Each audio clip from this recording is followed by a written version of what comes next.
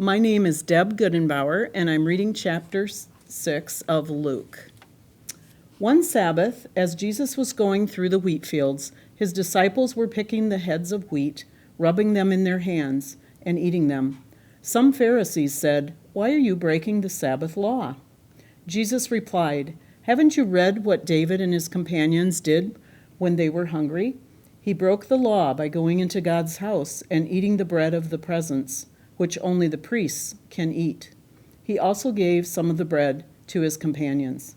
Then he said to them, 'The human one is Lord of the Sabbath.'"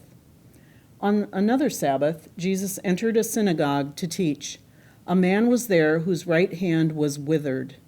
The legal experts and the Pharisees were watching him closely to see if he would heal on the Sabbath. They were looking for a reason to bring charges against him. Jesus knew their thoughts, so he said to the man with the withered hand, "Get up and stand in front of everyone." He got up and stood there. Jesus said to the legal experts and Pharisees, "Here's a question for you. Is it legal on the Sabbath to do good or to do evil, to save life or to destroy it?" Looking around at them all, he said to the man, "Stretch out your hand." So he did, and his hand was made healthy. They were furious and began talking with each other about what to do with Jesus. During that time, Jesus went out to the mountain to pray, and he prayed to God all night long. At daybreak, he called together his disciples.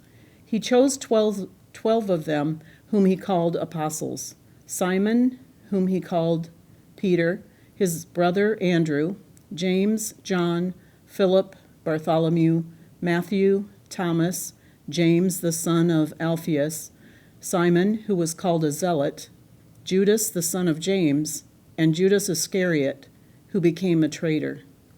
Jesus came down from the mountain with them and stood on a large area of level ground. A great company of his disciples and a huge crowd of people from all around Judea and Jerusalem and the area around Tyre and Sidon joined him there. They came to hear him and to be healed from their diseases, and those bothered by unclean spirits were healed. The whole crowd wanted to touch him because power was going out from him and he was healing everyone.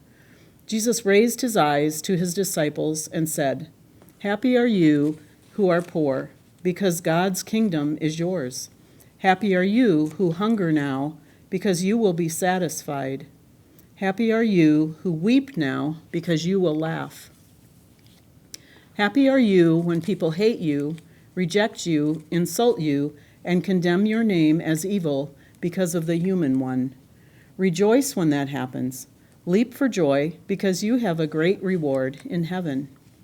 Their ancestors did the same things to the prophets. But how terrible for you who are rich, because you have already received your comfort. How terrible for you who have plenty now, because you will be hungry. How terrible for you who laugh now, because you will mourn and weep. How terrible for you when all speak well of you. Their ancestors did the same things to the false prophets. But I say to you who are willing to hear, love your enemies, do good to those who hate you, bless those who curse you, pray for those who mistreat you. If someone slaps you on the cheek, offer the other one as well. If someone takes your coat, don't withhold your shirt either. Give to everyone who asks, and don't demand your things back from those who take them. Treat people in the same way that you want them to treat you. If you love those who love you, why should you be commended? Even sinners love those who love them. If you do good to those who do good to you, why should you be commended? Even sinners do that. If you lend to those from whom you expect repayment, why should you be commended? Even sinners lend to sinners, expecting to be paid back in full. Instead, love your enemies, do good, and lend, expecting nothing in return. If you do, you will have a great reward. You will be acting the way children of the Most High act, for he is kind to ungrateful and wicked people. Be compassionate just as your Father is compassionate. Don't judge, and you won't be judged. Don't condemn, and you won't be condemned. Forgive, and you will be forgiven. Give, and it will be given to you.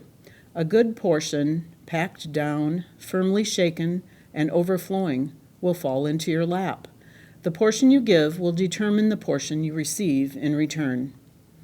Jesus also told them a riddle. A blind person can't lead another blind person, right? Won't they both fall into a ditch? Disciples aren't greater than their teacher, but whoever is fully prepared will be like their teacher. Why do you see the splinter in your brother's or sister's eye, but don't notice the log in your own eye? How can you say to your brother or sister, "Brother, sister, let me take the splinter out of your eye," when you don't see the log in your own eye? You deceive yourselves. First take the log out of your eye, and then you will see clearly to take the splinter out of your brother's or sister's eye. A good tree doesn't produce bad fruit, nor does a bad tree produce good fruit. Each tree is known by its own fruit. People don't gather figs from thorny plants, nor do they pick grapes from prickly bushes. A good person produces good from the good treasury of the inner self, while an evil person produces evil from the evil treasury of the inner self. The inner self overflows with words that are spoken. Why do you call me Lord, Lord, and don't do what I say? I'll show what it's like when someone comes to me, hears my words, and puts them into practice. It's like a person building a house by digging deep and laying the foundation on bedrock. When the flood came, the rising water smashed against that house, but the water couldn't shake the house because it was well built. But those who don't put into practice what they hear are like a person who built a house without a foundation. The floodwater smashed against it, and it collapsed instantly. It was completely destroyed.